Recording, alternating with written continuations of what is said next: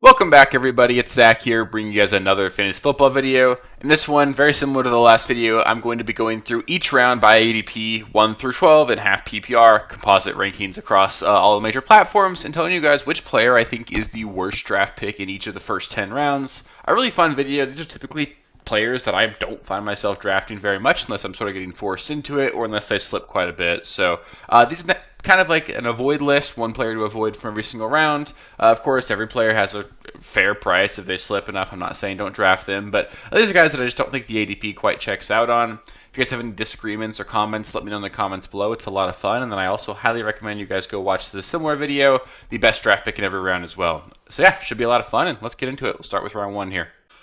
Starting off in round one, I think Puka Ngata is actually the worst draft pick you can make in the first round. This is obviously the hardest one because if you're a player being drafted in the first round, you're clearly fantastic. There's obviously a lot of reasons to be optimistic about Puka, and I think Puka clearly go out there and have a fantastic season. I also think he deserves to be a first round pick. I'm not saying that that's necessarily an overdraft or anything. It's just that I think he marks the start of a new tier of player in the draft. Typically, he's being drafted as the seventh player off boards, and I sort of think there's a really clear top six this season.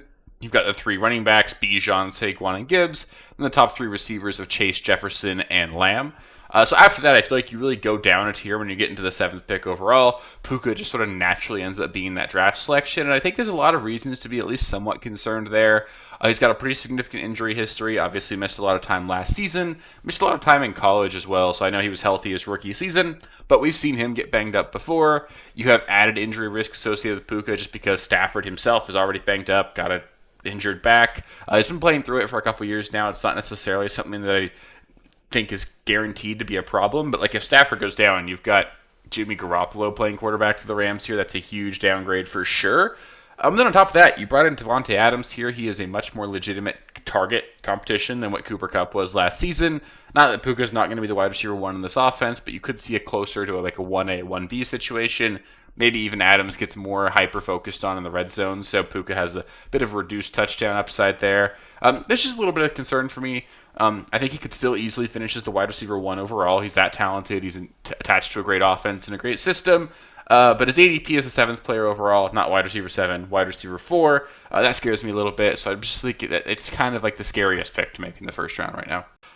Moving on to round two, I think the worst draft pick you can make in the second round is Lamar Jackson. And generally, I'm just pretty against taking any quarterback in the second round. I think especially this season where we have 4 tier 1 quarterbacks in my mind between Josh Allen, Lamar Jackson, Jaden Daniels, and Jalen Hurts. I think that sort of makes both Josh Allen and Lamar Jackson bad draft picks in round two. Allen goes 22nd overall, Lamar goes 23rd overall, and both of those are just a little bit too high for me.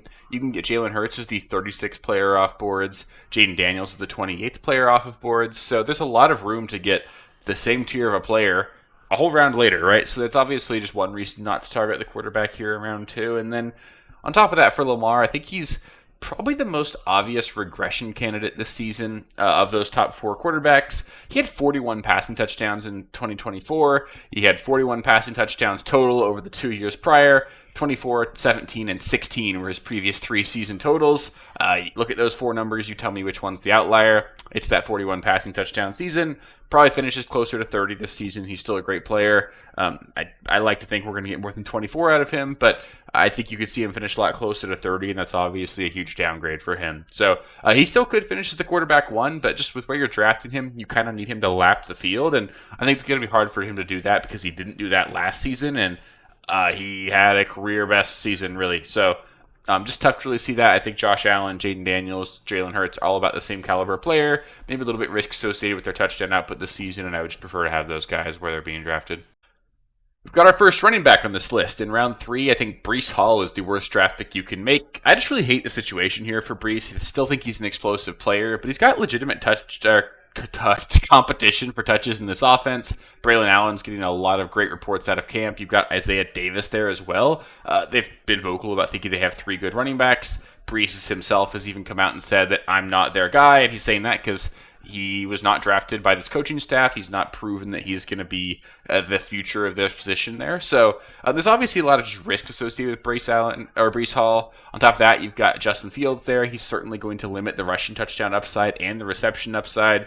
You get near the goal line, which the Jets struggle to do very often anyway, but If they do, Fields might steal a touchdown. If they're on a passing down situation, you might see Isaiah Davis come in. You also might just see Fields check down or scramble himself instead of check down. So there's just a lot of concerns there. So it's really, you've got Breece Hall kind of as like an explosive running back in a timeshare in a bad offense with no reception or touchdown upside. Like I just don't see the upside there at all unless he rips off like 7 or 8 50-yard touchdowns this season.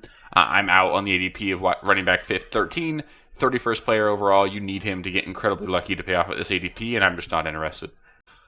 In round 4, I think the worst draft pick you can make is actually Terry McLaurin. He's just also one of the more obvious regression candidates at the wide receiver position we have this season. Finished last year with 13 receiving touchdowns. That's great. That's fantastic. We know he's an incredibly talented player, and you know that's at least in his range of outcomes. But over the previous 5 seasons, he had reception or receiving touchdown totals of 4, 5, 5, 4, and 7. So again, put all these numbers up next to each other. You tell me which one's the outlier. It was that one, right? He had a really similar reception total to where his career average was. It's not like he just got hyper-targeted in this offense. He's also holding out this year, which that's concerning, right? I mean, I still think he'll be there at this point. I know he's requested a trade and all that. I would still expect him to be there for week 1, but, it gets scary. We're into August now, and he hasn't reported to training camp. There's certainly concern that he could just miss the first few games. You could easily see him start slow just because he hasn't been on the field practicing. I just can't get behind the ADP right now. He's going as the wide receiver 16 overall. You've got guys like Devontae Adams, Marvin Harrison, Mike Evans, all still on the board where you have to take McLaurin, and I just can't do that this season. Next up in round 5, I think the worst draft pick you can make this season is to take Patrick Mahomes. Really here the issue is just that defense is way too good for Mahomes to need to go out there and be an elite fantasy option anymore. Unless that defense falls apart, I don't see a path towards Mahomes needing to perform at a high level from a fantasy standpoint.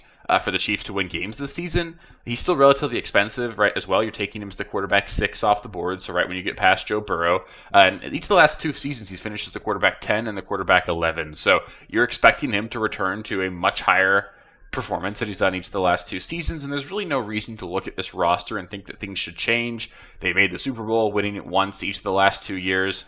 So, those 2 seasons, they were great as a franchise, great as a team. Didn't mean Patrick Mahomes was good for fantasy. On top of that, you got Travis Kelce getting a year older. Hollywood Brown already banged up. He's just incredibly unreliable. I'm not going to bet on him being on the field. You've got Rashee Rice likely to be suspended for a significant chunk of time, and also Xavier Worthy had to go in a year or 2. Got a concussion already. Probably not a big deal, but again, I already don't think Worthy's a special player. I think he's more of like a utility gadget / deep threat kind of guy. And then pair that with an injury in training camp. It's just not great. The team's probably just going to continue to lean on their experience, a great defense, and just win close games like they have for the last couple of years. They have no reason to stop doing that until it stops working, and you're taking Mahomes over guys like Baker, Bo Nix, Kyler Murray. I prefer all 3 of those guys to Patrick Mahomes, and you're taking him way earlier. So I'm out on Patrick Mahomes this season, like I have been for the last 2, actually. Next up, it's going to look like I hate the Chiefs, but in round 6, I think the worst draft pick you can make is Isaiah Pacheco. The thing here is I just don't really see a path for Pacheco to be a reliable option for us every single week in fantasy this season. He's likely going to be ceding short yardage work to Kareem Hunt. I know he's old, I know he's not great, but Kareem Hunt was actually a very effective short yardage back last season. They brought him back. There's no reason for them not to give that role to him. On top of that, Kareem Hunt, also a very capable pass catcher. And then you've got Breeland Smith, who was brought in as well. 2 very capable pass catchers that probably are going to at least compete with Pacheco for that pass catching role. On top of that, the Chiefs brought in Elijah Mitchell this season. Hopefully he can stay healthy, but Elijah Mitchell's looked great at times when he's healthy. There's at least some level of competition for Pacheco to maybe not even have the starting role in this offense. We also know that the Chiefs don't really love to run the ball in the red zone. They're one of the pass happiest teams when they get down there. That easily just limits the touchdown upside for Pacheco, even if he somehow finds that role. Right now, you've got to take him over some really good running backs like Tony Pollard, Brian Robinson, who I feel like has a lot of upside this season. And especially in round 6, you've got a ton of really good wide receivers. Jameson Williams, George Pickens, generally available around there. I just can't see myself taking Pacheco. I think I've taken him once in 40 best ball drafts this season. And he slipped 3 rounds when I did it. So don't like Pacheco really at all this year. I'm going to be okay having a very limited exposure to him this season. Next up in round 7, I think the worst draft pick you can make here is going to be Jordan Addison. The biggest thing here is that Addison's been incredibly reliant on touchdown production for his fantasy success throughout his career. Has received like 10 receiving touchdowns each of his first 2 seasons. Did that with Kirk Cousins and then Sam Darnold each of the last 2 years. And I know that's great. It's great to see him do that. But typically these guys that are incredibly dependent on touchdowns, there's room for the bottom to fall out there just because touchdowns aren't exactly a sticky stat. You pair that with the fact that they effectively have a rookie quarterback coming in and J.J. McCarthy. Generally, the primary thing we see rookie quarterbacks come in and struggle to do is just get the ball in the end zone through the air. You're probably going to see some limited touchdown upside for Addison this season. And on top of that, he's probably going to get suspended for the start of the season, probably a couple games due to a DUI charge. Also makes him a non-IR eligible player, right? So you've got a player that you can't use that's also clogging up your roster, and he's a pretty mediocre fantasy asset. I know he's got some spike weeks, but in general, he's like a flex caliber player, not a guy that I think is like a star. Like if Jefferson were going to be suspended for 3 games, we'd have no problem taking him highly. Addison's different, right? He's not a reliable weekly option. He's more of a matchup-based play, and taking that kind of player in round 7 and having him sit on your bench for a couple weeks, I just don't love it. You've also got way better wide receivers available in the same round. You've got Calvin Ridley, Jalen Waddle, Jerry Jeudy, Chris Olave, Rome Odunze, Chris Godwin. I'm taking every single one of those guys over Jordan Addison this season, so I don't really have any Addison exposure, and I'm pretty comfortable with that. We've got another receiver on this list, and that's in round 8. I believe Cooper Kupp is the worst draft pick you can make. Kupp kind of fell off a cliff over the back half of last season. He's now the clear wide receiver 2 on a run-first offense in Seattle with Sam Darnold at the helm. Just say that. You got old wide receiver 2 for Sam Darnold. That is not exciting at all. I just don't really see the upside there. He's probably going to be a guy that'll catch a couple passes here and then, maybe convert a couple key third downs. But this is not going to be a pass-heavy enough team to really give Cooper Kupp the ceiling he needs. He's also, just for all we know, he might just be washed, right? Like the Rams should love Cooper Kupp. He brought them a Super Bowl. He was a massive part of their team, been a huge part of that organization, and they let him go just to bring Devontae Adams in. So they clearly think that Cooper Kupp is just no longer a very valuable asset in the NFL. If you're going to go wide receiver in round 8, you've got Jawan Jennings, you've got Jacoby Myers, you've got Stephon Diggs. I love them all way more than Cooper Kupp. And then if you go away from wide receiver, you've got David Njoku, who's a great option at tight end. Kyler Murray goes in this round. I love him this season. I just don't really want any part of Cooper Kupp this season. I think he's probably going to be better for the Seahawks than he is for fantasy, and he's just not a target of mine at all this season. In round 9, I think the worst draft pick you can make is Brock Purdy. The thing here with Purdy is that all of his wide receivers are gone, and he doesn't run the ball. So you're looking at a guy that's probably not going to be near the top of the league in passing touchdowns. Also not going to give you a whole lot of rushing value as well. And I think that just limits his upside for sure. I think his best case is that he's like a streaming caliber quarterback, a guy that finishes probably right around where he's being drafted. Like I bet he finishes as like the quarterback 12 to 15, and that's okay. But when you're taking a guy in round 9 at the quarterback position, I definitely want to aim for somebody that can actually be a difference maker and be the reason I win my league. If you're going to take a quarterback in that round, you can get Justin Fields. We know what that ceiling is there, but from a rushing standpoint, much wider range of outcomes with a guy like Fields, right? But this year, I've said several times, there's like 20 quarterbacks I think you could consider starting in week 1. If you take Fields, like even if you take Purdy, you're probably not just drafting Brock Purdy. I'd rather just take a shot on a couple guys with upside than draft a guy like Purdy who's just not going to make a difference for me. Dak Prescott, if you want to play a little bit safer in round 9, and we've seen that upside for him, top 6 finishes 3 times in his career. I'd much prefer that. And then there's also just some other good receivers and running backs available in this round. I just don't get any value in drafting Brock Purdy, and I haven't really done it. So I won't be targeting him this season, and I kind of don't think you guys should either.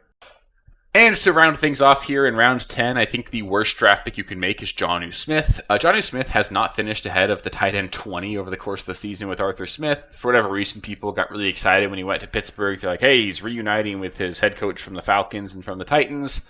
Arthur Smith clearly likes Jonnu Smith, but that does not mean that Jonnu has turned into a reliable fantasy asset. Jonnu's only reliable fantasy season was really the one year he didn't have Arthur Smith, right? With obviously Mike Macdonald and this Dolphins offense. He was a focal point. He was a great player and did a lot for them. But he now enters Pittsburgh, where he's in one of the most run-heavy offenses in the NFL. There's a legitimate shot for him to be the number 2 target just at the tight end position on this team. Pat Freiermuth is a legitimate asset. He's not special by any means, but neither is Jonnu, really. Jonnu's much better after the catch than Freiermuth. Freiermuth is much better in terms of route running. They're both going to play a lot. They're going to run a lot of 2 tight end sets here. But when you're looking at probably 500 pass attempts on the year, probably 20 to 25 passing touchdowns over the course of the whole season. You don't have a lot of reception touchdown upside.